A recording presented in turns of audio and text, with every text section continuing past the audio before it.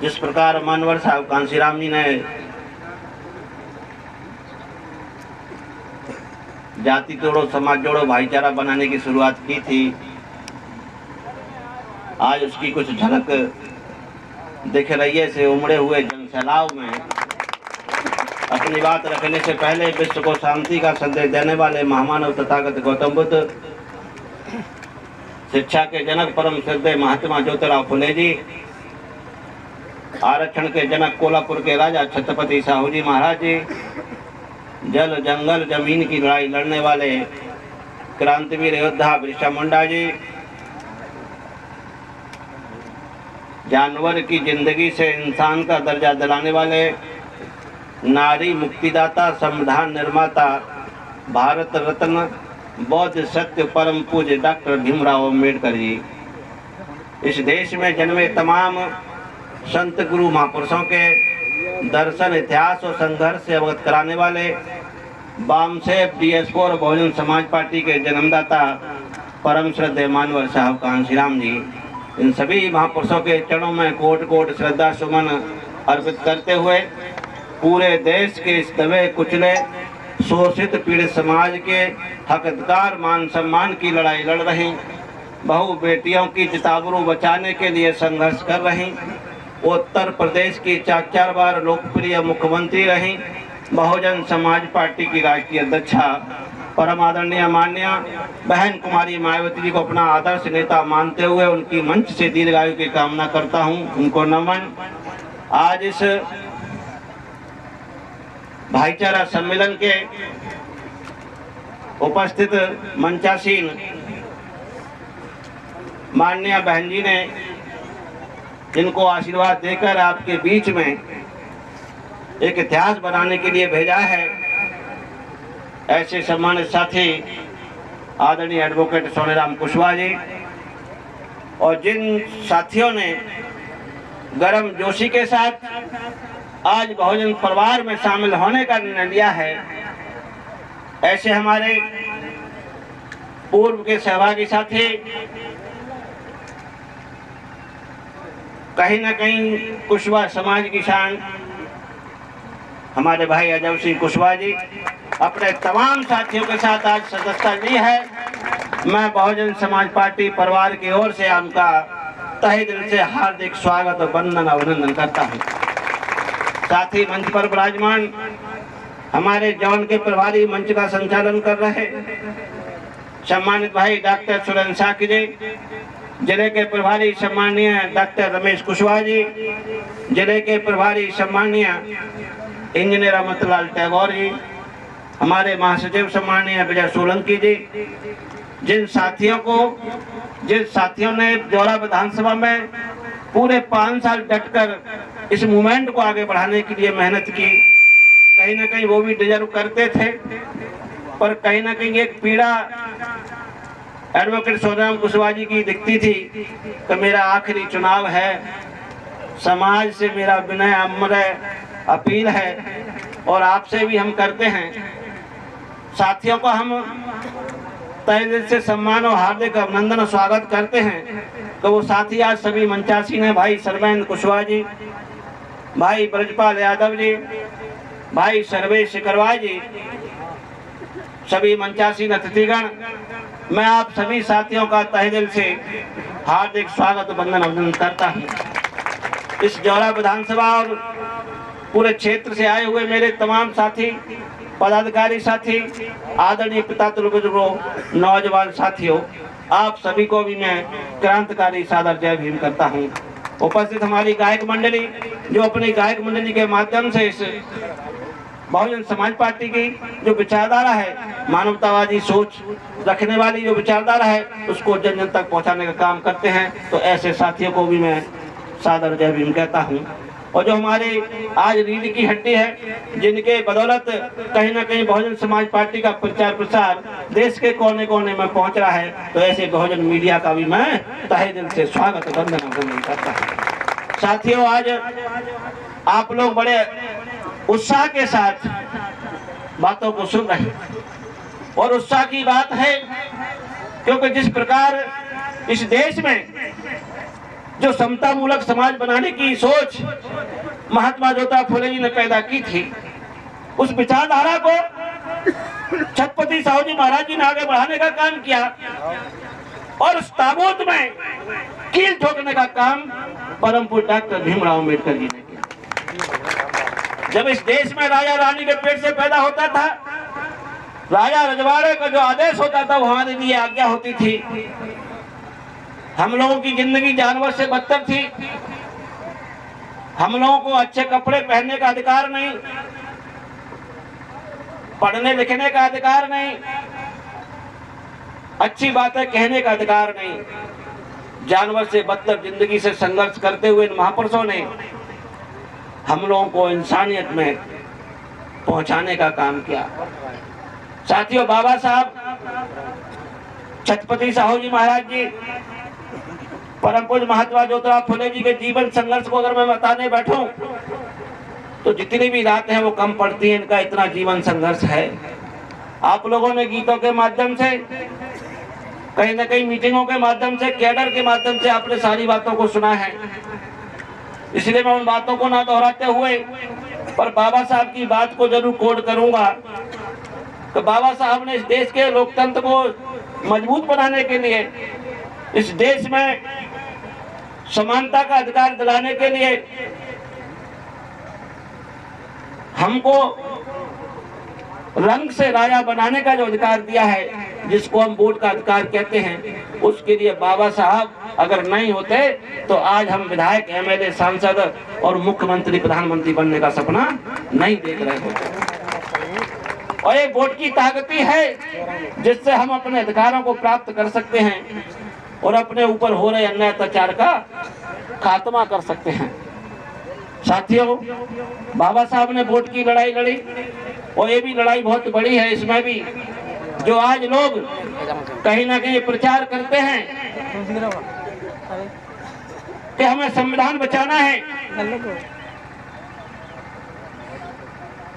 साथियों जो संविधान बचाने की बात करते हैं और कहीं ना कहीं गुमराह करते हैं, तो उनका इतिहास आप बता दीजिए कि उस दिन आप लोग कहाँ गए थे जब बाबा साहब हमारे लिए डबल वोट का अधिकार लाए?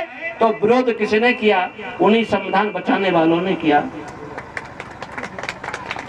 साथियों, आपको एक शेर की तरह नेता बनने का अधिकार बाबा साहब दिलाना चाहते थे, आप पालतू बनने का अधिकार लेकर बैठ गए। उस अधिकार को रोका किसने? इन्हीं कांग्रेस वालों ने रोका। और आज हम उसी कांग्रेस की बात करते हैं। इसलिए हम आपसे कहना चाहते हैं, महापुरुषों का पूरा जीवन इस मूवमेंट में चला गया। आज हमारे बीच में जिंदा देवी के रूप में बहन कुमारी मायावती जी काम कर रही हैं, संघर्ष कर रही हैं, और उनकी एक ही सोच है कि जिस प्रकार इन महापुरुषों ने हमें जो सपना दिखाया है, इस दबे कुचले शोषित पीड़ित समाज को हुक्मरान बनाना है, जिनका वोट ज्यादा है उनको राजा बनाना है, और राजा आप हमारे वोटों से बनता है, तो फिर हम राजा क्यों नहीं बन पा रहे? जब इस बात को मानवर साहब कांसीराम जी ने कश्मीर से लेकर कन्याकुमारी तक इस अनपढ़ समाज को, भोले वाले समाज को, 6743 जातियों में बटे हुए समाज को जाति तोड़ो समाज जोड़ो का नारा देकर जब साइकिल चलाकर भाईचारा बनाने का काम किया और कैडर के माध्यम से हमको एकता में बांधने का काम किया और नारा लगा दिया कि वोट हमारा, राज तुम्हारा, नहीं चलेगा, नहीं चलेगा। जिसकी जितनी संख्या भारी उसकी उतनी हिस्सेदारी, और मंडल कमीशन की रिपोर्ट लागू करो वरना कुर्सी खाली करो। जो जमीन सरकारी है वो जमीन हमारी है। साथियों, नारों के साथ जब मानवर साहब ने कश्मीर से लेकर कन्याकुमारी तक ऐलान किया और इस बिखरे हुए समाज को, और खासकर जिनकी संख्या ज्यादा है, उनको तो अधिकारों का पता ही नहीं था, क्योंकि उनके लिए पढ़ने लिखने का, आरक्षण का कोई प्रावधान ही नहीं था। इसलिए जब मानवर कांसीराम साहब ने ओबीसी समाज के भाइयों के लिए भी विशेष संघर्ष किया और मंडल कमीशन की रिपोर्ट को लागू कराने के लिए इस देश में 3000 से ज्यादा रैलियां करने का काम किया और कई हजार सेमिनार किए, कैडर किए, दिल्ली की सरकार को हिलाने का काम किया। और 1989 में जब बहुजन समाज पार्टी के 3 सांसद चुनकर आए, बीपी सिंह सरकार को जरूरत पड़ी, माननीय बहन जी उसमें से एक सांसद थी, एक सांसद हरभजन सिंह लाखा थे, दूसरे सांसद भी एक यादव जी थे। 3 सांसदों की बदौलत जब बीपी सिंह की सरकार बनी तो उन्होंने कहा आप कोई सा भी मंत्रालय ले लो, कितना भी पैसा ले लो, हम आपको देने के लिए तैयार हैं। जो लोग कहते हैं तो बहन कुमारी मायावती जी पैसे की लालची है, उनसे जाके कहो आप कितना पैसा देते हो। जब बीपी सिंह की सरकार बनी थी तो पैसे की कोई लिमिट नहीं थी, कोई भी मंत्रालय आपको मिल रहा था। माननीय बहन जी ने क्या चुना, बोले जिस समाज से मैं चुनकर आई हूं और जिन वोटों की ताकत से आई हूं, उस वोट को ताकत का अधिकार दिलाने का काम बाबा साहब ने किया। और बाबा साहब ने उस वोट की ताकत का गलत इस्तेमाल करने का मना किया, तो फिर हम इस एहसान को कैसे भूल सकते हैं। हम बहन बेटियों की आबरू बचाने के लिए इस सदन में आए हैं, मंडल कमीशन की रिपोर्ट लागू कराने के लिए सदन में आए हैं। और जो कांग्रेस पार्टी की सरकार वाले लोग कहते हैं आज हमें संविधान बचाना है, तो साथियों आप बता दो संविधान लिखा किसने है? परम पूज्य डॉक्टर भीमराव अम्बेडकर जी ने। और 1989 से पहले जिस बाबा साहब ने इस देश का संविधान लिखा, जिस बाबा साहब ने हमको वोट का अधिकार दिया, हिंदू कोड बिल पास करा के महिलाओं को बराबरी का अधिकार दिया, आज हमारी बहनें चपरासी से लेकर राष्ट्रपति तक पहुंचती हैं, उस बाबा साहब को भी सम्मान इस कांग्रेस पार्टी ने नहीं दिया। तो ये किस मुंह से कहते हैं कि हमें संविधान बचाना है, बाबा साहब के सम्मान को बचाना है। ये नकली नौटंकी करने वाले लोग आपके कभी हितैषी नहीं हो सकते।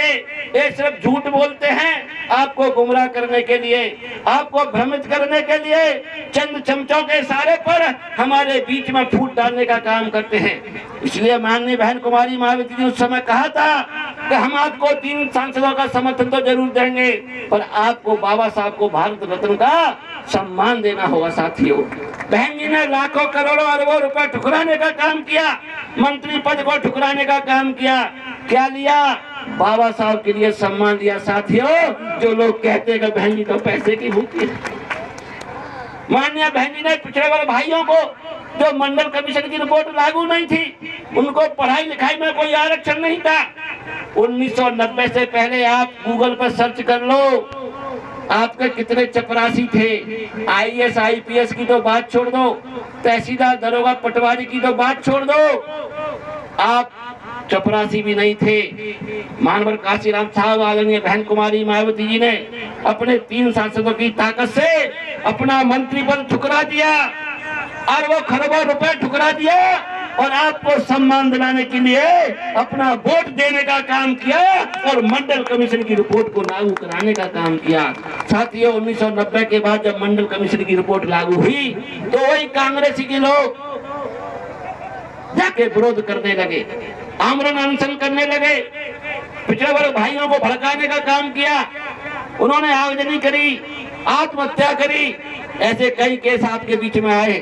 और माननीय बहन जी ने हौसला रखा और भाइयों को समझाने का भी काम किया। आज पिछड़े वर्ग भाई सम्मान के साथ IAS IPS, तहसीलदार पटवारी दरोगा बन रहे हैं।